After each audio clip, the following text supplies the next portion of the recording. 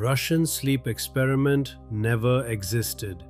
This is not a declassified Soviet archive, not a leak from a military laboratory, not a forgotten experiment from the late Stalin era, and not a true story that someone kept hidden from the public for too long. It is a creepypasta, one of the most famous internet horror stories ever made, and possibly one of the most effective, because what makes it frightening is not just blood, not just shock value, and not even just the image of a monster in a room. What makes it frightening is how well it imitates reality, how carefully it pretends to be a document, how confidently it uses things people are already afraid of: a closed state, secret laboratories, prisoners, chemical experiments, sleeplessness, madness, and the gradual collapse of human identity. Trust issues? You should. Let's figure it out together. Hit like and subscribe with the bell while you're watching. It helps this video get pushed by YouTube's algorithm. Check the description for links and sources. New files open soon. The legend itself is built almost perfectly. Allegedly, it was the late 1940s. Allegedly, there was a secret Soviet laboratory. Allegedly, several prisoners were used in a sleep deprivation experiment. They were locked inside a sealed room and exposed to a special gas that supposedly prevented sleep. At first, everything seemed to proceed normally, if the word normal can even apply to a setup like that. Then came anxiety, paranoia, nervous breakdowns, whispering into microphones, refusal to communicate, silence, violence, self-destruction, and finally the story crossed into almost demonic territory. That is a very important detail. The creepypasta does not begin with a monster, it begins with a procedure. At first, you are not looking at hell or a beast or some supernatural evil. At first, you are looking at something that almost resembles a plausible pseudo-scientific experiment. A sealed chamber, subjects, a chemical agent, observation, recorded changes, dry language, no excess hysteria. That is exactly what makes it convincing. The story is written as if you are not reading fiction, but a short summary of some missing document. That is why it hit so hard online. If the same plot had been written as a conventional horror story, full of emotional language, graphic details from the first paragraph, and obvious authorial tone, it would never have lasted this long. But here, the author chose an almost bureaucratic voice, and that turned out to be stronger than any direct attempt to scare the reader. That is the whole secret, really. The Russian sleep experiment is not horror about a monster. It is horror about the bureaucracy of nightmare, about a situation that feels so systematic, so dry, and so official that it starts to feel true for that exact reason. But the story alone would not have been enough. For the legend to truly stick, it needed an image. One specific visual anchor that a viewer would see once and never forget. And that image did appear.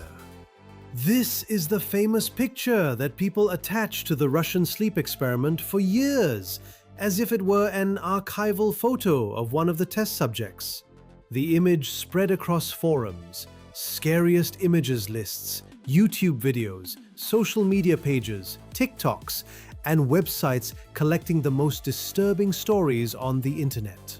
For many people, that image became the main reason to think, maybe there really is something behind this. In reality, there was no evidence there at all.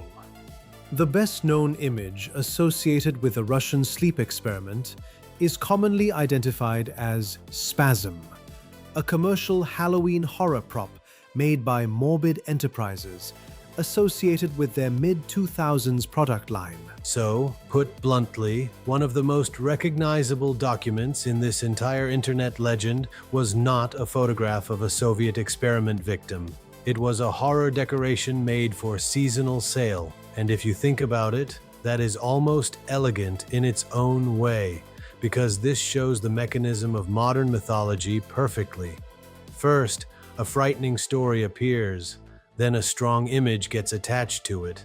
Then the image begins to live independently of the story, and after that, people's memory fuses all of it into a single piece of evidence. Almost nobody checks where the image came from. Almost nobody stops to ask why a supposedly secret archival photo looks like a carefully designed horror visual. Almost nobody asks how such an image would even end up online if this were really a classified Soviet experiment from the late 1940s. In cases like this, logic usually dies first, because the image is not there to prove anything. The image is there to lodge itself in memory, and it succeeded. Now for the central question. If the story itself is fictional, does that mean there is nothing real inside it at all? No.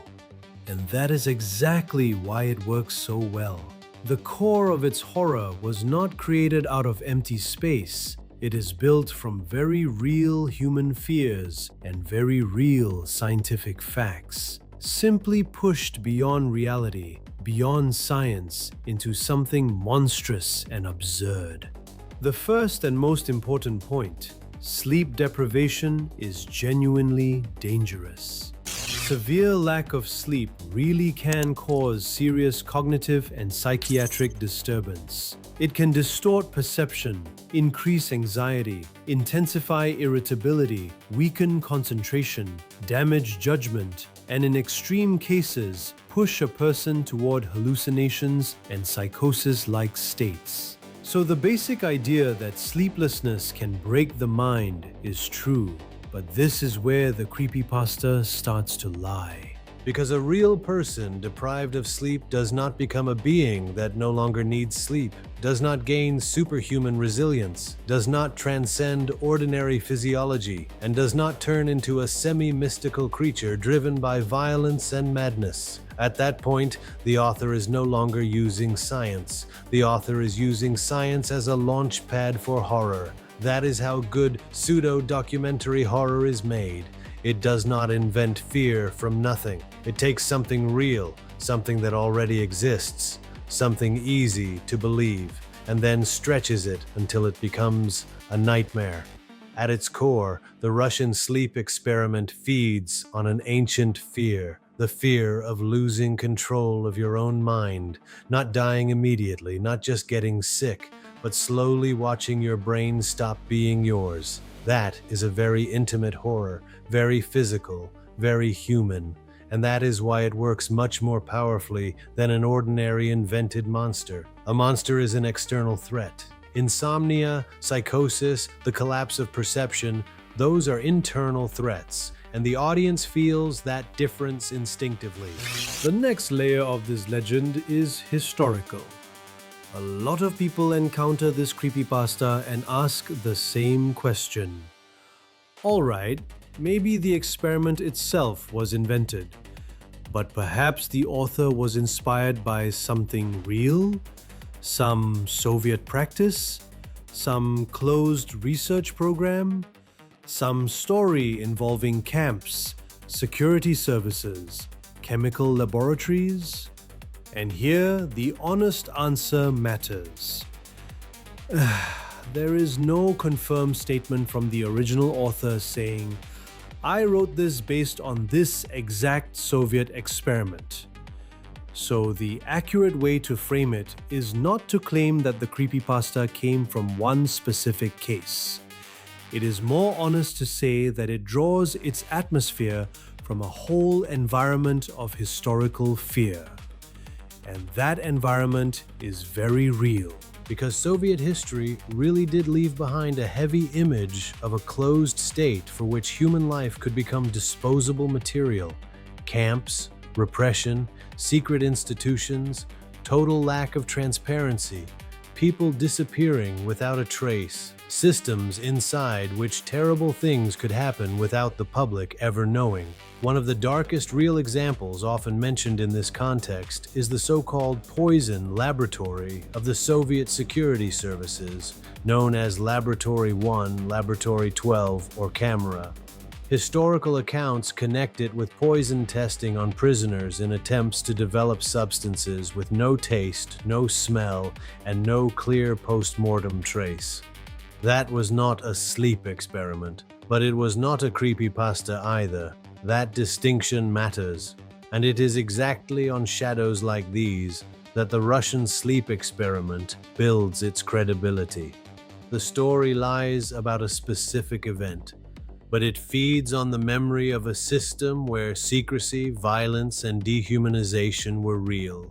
And that is where the most uncomfortable part begins, because the creepypasta becomes effective not just as a scary story, but as a parasite on historical trauma. It uses the Soviet setting very deliberately, not just because Russian sounds scary to a Western audience, although that also plays a role, but because the Soviet era is already associated in the public imagination with the image of a sealed laboratory, silence, coercion, and a state that owes no explanation to anyone.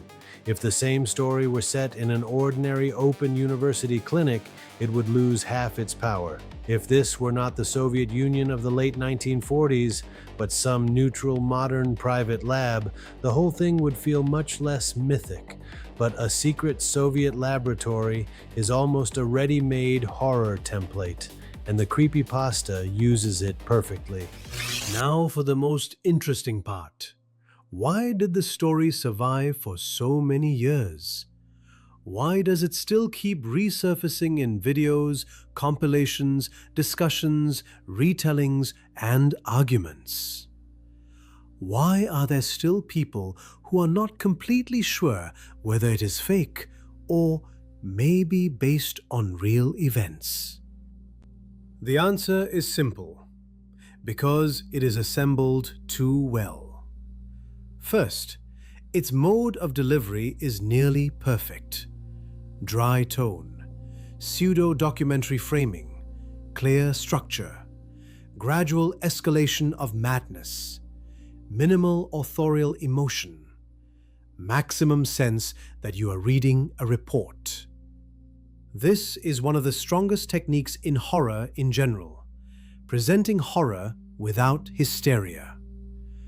When the story does not force emotion on you, when it presents something monstrous as if it were procedural, clerical, almost administrative, the mind resists less.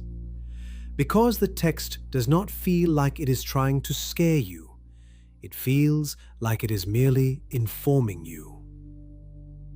Second, the story is built on escalation. It does not jump from nothing straight into hell. It moves in steps. First, simple insomnia, then nervousness, then strange behavior, then isolation, then silence, then violence, then something almost no longer human.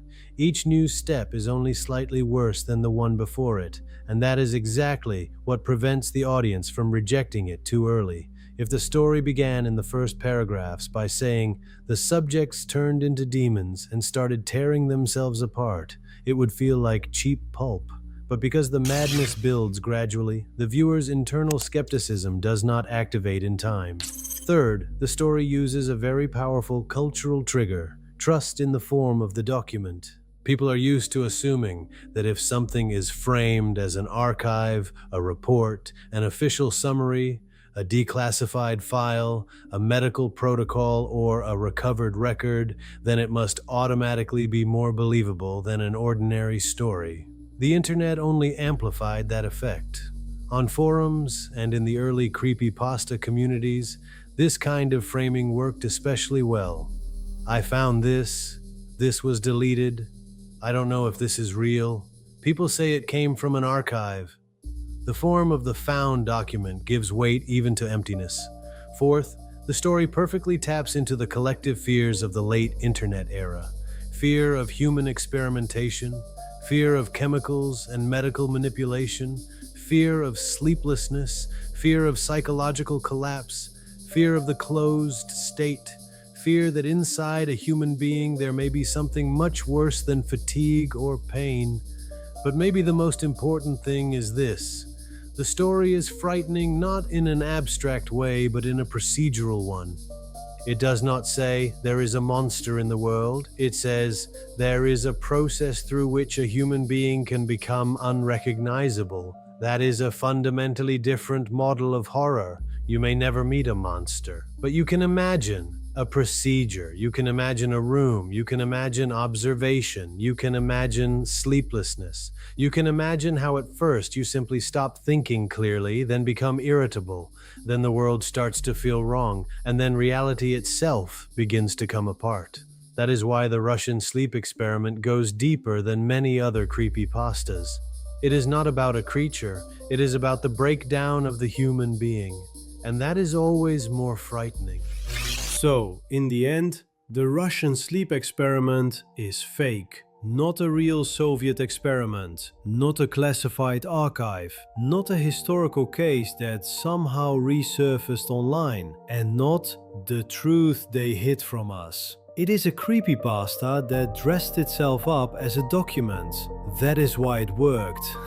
The famous image that people treated for years as evidence is, in all likelihood, not tied to any victim of any experiment at all, but to the commercial horror prop Spasm by Morbid Enterprises. The scientific basis of the story is only partially real in one sense. Severe sleep deprivation really can deeply damage the mind and trigger perceptual distortion, hallucinations, and psychosis-like states. But everything involving monstrous transformation, superhuman survival, and the almost demonic ending belongs entirely to fiction. The historical atmosphere was not created from nothing either. The creepypasta has no confirmed direct prototype, but it attaches itself very precisely to real fears connected with Soviet secrecy, unaccountable power, and systems in which prisoners could become disposable material. Stories about security service laboratories and poison testing on human beings are not urban legend. They are part of the dark historical background from which stories like this draw power, and that is why the Russian sleep experiment is still alive. Not because it is true, but because it is a very well-constructed lie, a lie that uses real human fears, real historical shadows, real biological vulnerability, and the very real habit people have of trusting the form of an archive more than common sense. This is not a document, it is the perfect pseudo-documentary nightmare, and that may be exactly why it feels more frightening than many stories that are bloodier, louder, and more direct. Because the Russian sleep experiment does the one thing good horror is supposed to do. It does not just make you afraid, it makes you think for a second, what if? If this file was useful or interesting, hit like and subscribe with the bell so you don't miss the next one. If you want the full list, it's all down below. Trust issues? You should. File is closed for now.